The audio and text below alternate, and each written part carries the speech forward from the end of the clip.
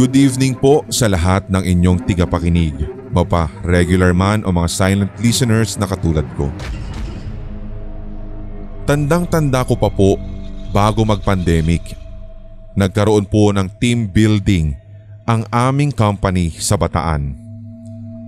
10 po kaming kasama nun, kasama na yung driver at tour guide namin.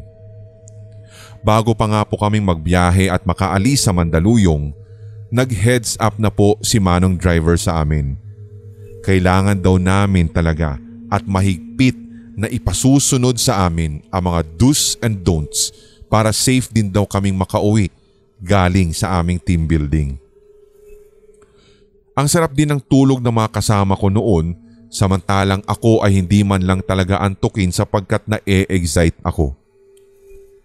So nang marating nga namin ng beach resort kung saan kami magti-team building, ay nagpahinga na muna ako. Samantalang yung mga natutulog kaninang kasamahan ko ay nag-swimming na agad. Habang ako ay mag-isa sa kwarto namin, nagpapahinga at nag-iisip ng kung ano-ano. Hindi po talaga ako pwedeng magkamali na nakadinig ako ng mga paa o footsteps na para bang nagmamarcha. Hindi ko man po dapat talaga pansinin, pero nararamdaman ko na nanggagaling ang tunog sa loob mismo ng aking room. Dahil nga sa parang dinedma ko na lamang, nakatulog din ako matapos nun. Akala ko doon magtatapos ang lahat. Sa pagtulog ko, ginambala din po ako doon dahil na naginip ako. Sa panaginip kong iyon, nakakita po ako ng 5 sundalo. Yung bang tipikal na mga suot nila sa digmaan. Naliligo sila sa pulang likido. Kita ko rin yung butas-butas sa kanilang katawan at para bang inaabot nila ako sa kung saan ako nakahiga. Sa sobrang takot ko nga po ay nagising ako mula sa bangungot na iyon at parang meron din bumubulong sa tenga ko. Humihingi siya ng tulong. Lumabas ako agad ng kwartong iyon at hindi na ako nakatulog nung gabi dahil sa nangyari.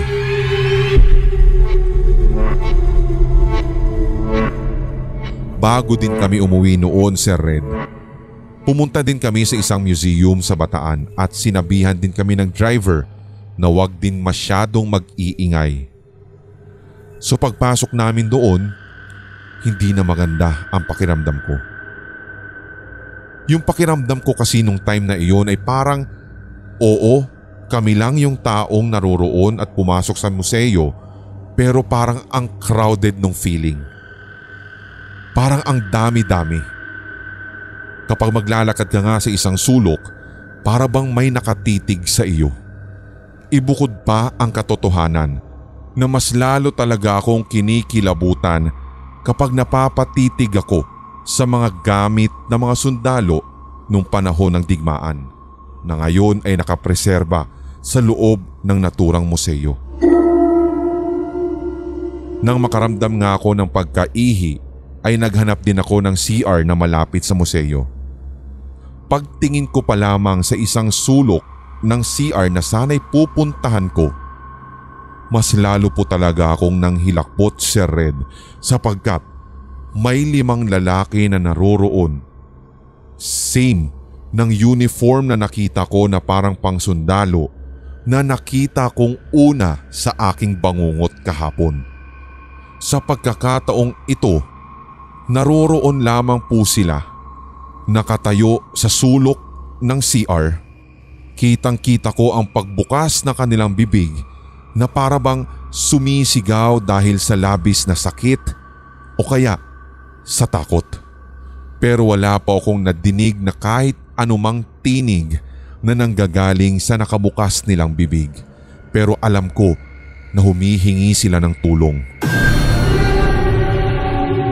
Doon ko din po napansin ang pagbabalot sa kanila ng pulang likido, lalong-lalo na sa kanilang katawan. Sa takot ko ay bumalik na lamang ako sa sasakyan at napansin po ni Manong driver namin ang pagkabalisa ko. Kwento ko tuloy sa kanya ang lahat. Ang sabi niya, sanay na daw siyang makarinig ng ganong kwento at hindi naman daw ako yung unang nakaranas ng ganon. Sabi ni Manong, ang mga nagpapakita daw sa amin ay ang mga sundalong Pilipino na namatay noong Bataan Death March. Dugtong pa niya, hindi pa rin nila matanggap ang paraan kung paano sila namatay sapagkat makikita naman sa kanilang itsura na naghahanap pa rin sila ng hustisya. Dahil doon, pinag-pray ko na lamang sila sa aking isipan bago tuluyang lisanin ang lugar na iyon sa Bataan.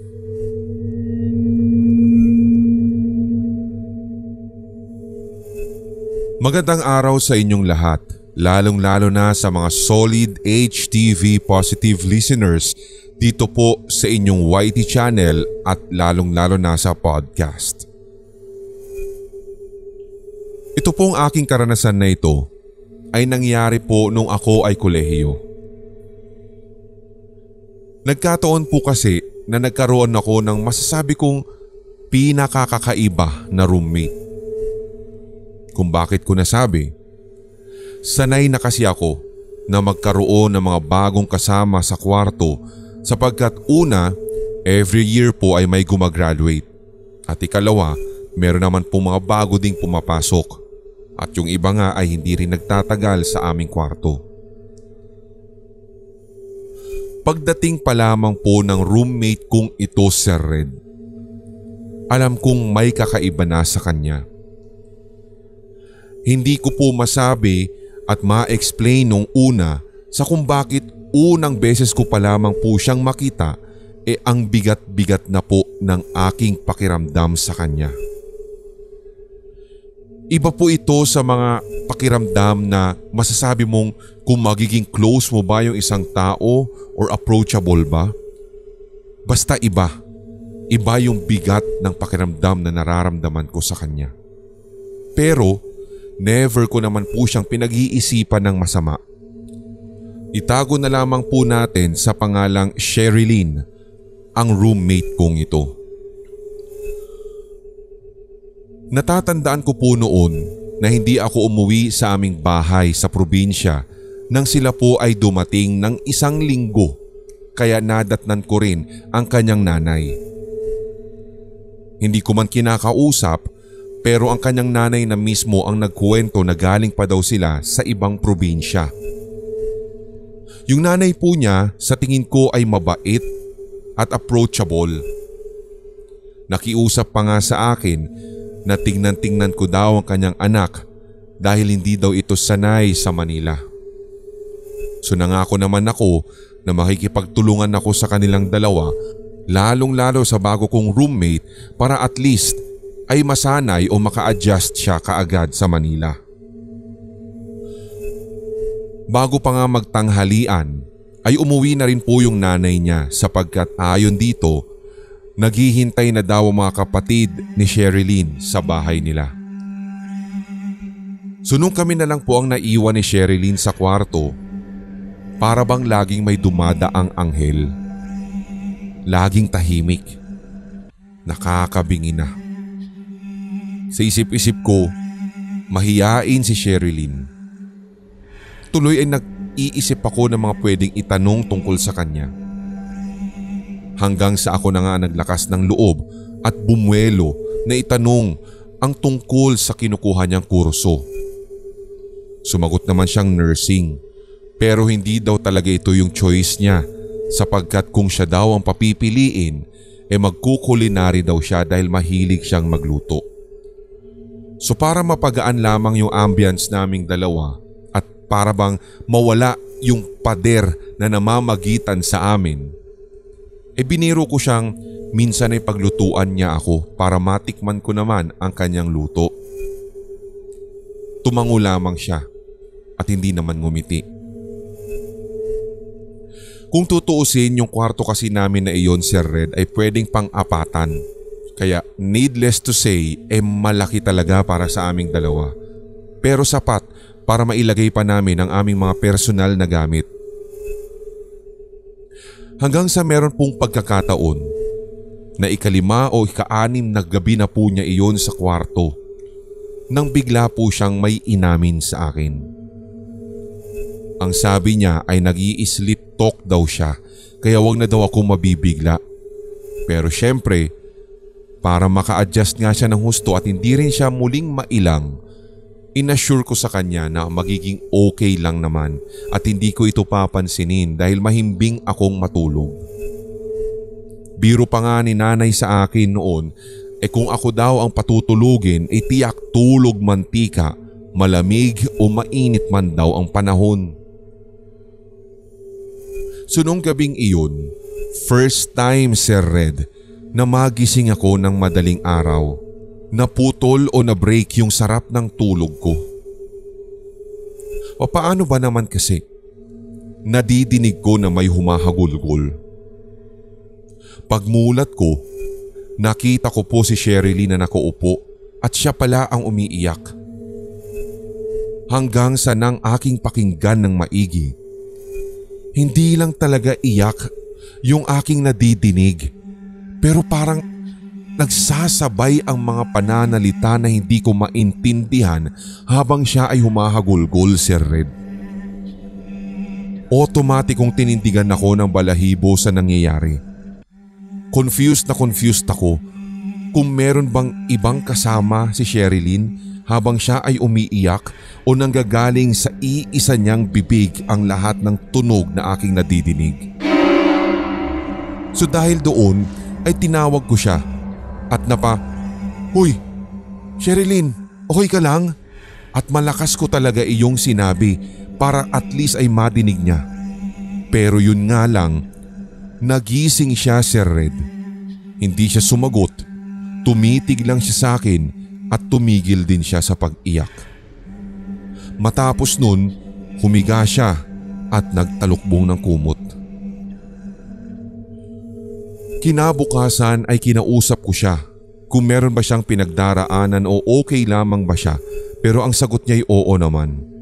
Kaya hindi ko na lamang po kinausap si Sherilyn tungkol sa nangyari kaninang madaling araw.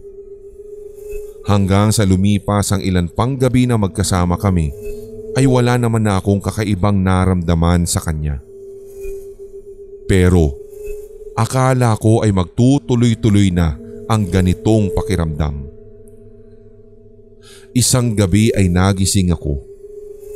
Naaninag ko po si Sherilyn na nakatayo pero hindi po siya umiimik. Eksakto pa naman na medyo maluwag yung t-shirt na puti na kanyang suot-suot at para nga pong panty lamang ang kanyang pang-ibaba, Sir Red. Doon ay talagang nagtaka ako dahil imposibleng ganun ang magiging suot niya dahil sa halos ilang gabi na kaming magkasama pajama talaga ang kanyang pang-ibaba at tila first time ko siyang nakitang mag-t-shirt nang matutulog na. Dahil doon, nag-decide ako, Sir Red, na magtulog-tulugan. Ang nasa isip ko maaaring nag-CR lamang siya at pagkatapos ay tumayo na sa paanan ko. Pero iba ang sinasabi ng utak ko.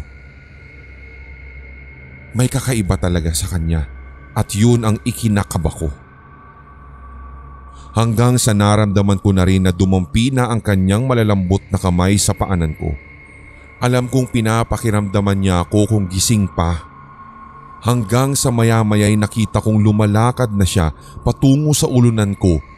Tapos doon nga'y tumayo siya ng matagal habang nakatitig sa akin. Tuloy-tuloy lamang ako sa pagtutulog-tulugan, Sir Red. At talagang kunwari ay nakapikit ang aking mga mata pero unti-unti ko lang itong binubuksan sa kadiliman ng kwarto namin para maaninag ko kung ano ang kanyang gagawin.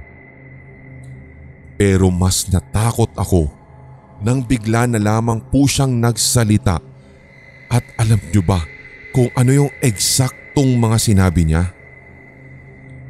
Ang sabi niya sa akin habang unti-unti pang yumuyuko sa ulunan ko. Alam kong gising ka.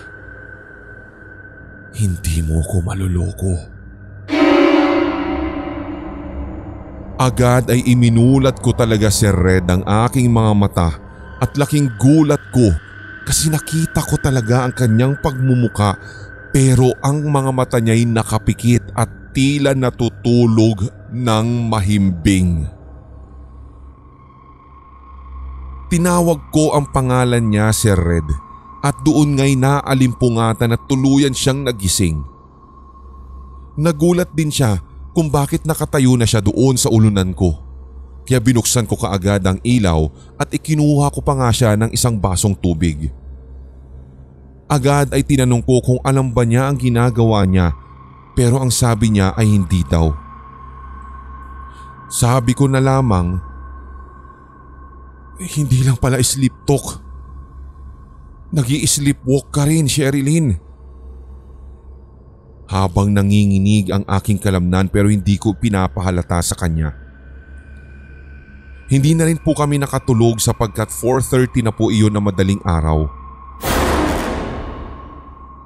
So fast forward. Dumating rin yung pagkakataon na nagpaalam ako sa kanya kung okay lang ba na magpatulog ako ng classmate ko sa aming room kasi kailangan naming gumawa ng report at pumayag naman po si Sherilyn. Bandang 1:00 na iyon na madaling araw nang makaramdam ako ng antok pero yung partner ko naman ay sobrang busy pa rin sa pag-e-encode at nung nilingon ko si Sherilyn ay mahimbing namang natutulog kaya nagpaalam ako na maliligo muna ako para mawala yung antok ko. Hindi nagtagal, narinig kong kumakatok ang aking kasama na kanina lamang ay nag-e-encode kaya nataranta ako. Nagtapis ako sabay bukas ng pinto at bumulaga sa akin ng kaklase ko. Natatakot na siya nung time na iyon dahil kitang-kita ko sa panginginig ng kanyang labi. Sinabi niyang ang weirdo ng roommate ko kaya nagmadali daw po siya na tunguhin ako sa CR para katukin dahil natakot din daw po siya sa inasal nito. Nung bumalik na kami sa kwarto, doon nga'y nakita namin si Sherilyn na nakaupo pero nakangiti na para bang nang aasar. Yun bang parang tuwang-tuwa sa ginagawa. Tinawag ko na naman ang pangalan niya para siya'y magising pero nagulat ako sa sinabi niya. Ayon sa kanya, may kutsilyo sa ilalim ng unan ko at matagal na kitang gustong saksakin. Mas lalong napaawang ang aking bibig at nanlaki ang mga mata naming dalawang magkaklase. Nang kinuha ko nga ang kanyang unan at doon nga, Sir Red, kitang-kita ko na meron ngang kutsilyo si Sherilyn. Wala na pong patumpik-tumpik at hindi ko tinapos talaga ang 1 linggong iyon matapos kong madiskubre ang bagay na iyon at nagpaalam ako sa landlady ko at humanap ako ng ibang apartment. Awa naman ng Diyos, Sir Red, at eksaktong merong bakanteng kwarto sa tinutuluyan ng aking kasama o ng aking kaklase na kasama ko pong gumagawa ng report nung madaling araw na iyon at doon na ako lumipat. Ako na ang nag-adjust. Ako na ang umalis sa matagal ko ng apartment dahil baka isang gabi ay meron ng gagawing masama si Sherilyn sa akin. Ang balita ko nga din po, Sir Red, nang ako nga po ay umalis na rin sa naturang apartment ay siya rin daw pong pag-alis ni Sherilyn at hanggang sa kasalukuyan ay wala pa nga daw pong tumitira sa iniwanan naming kwarto.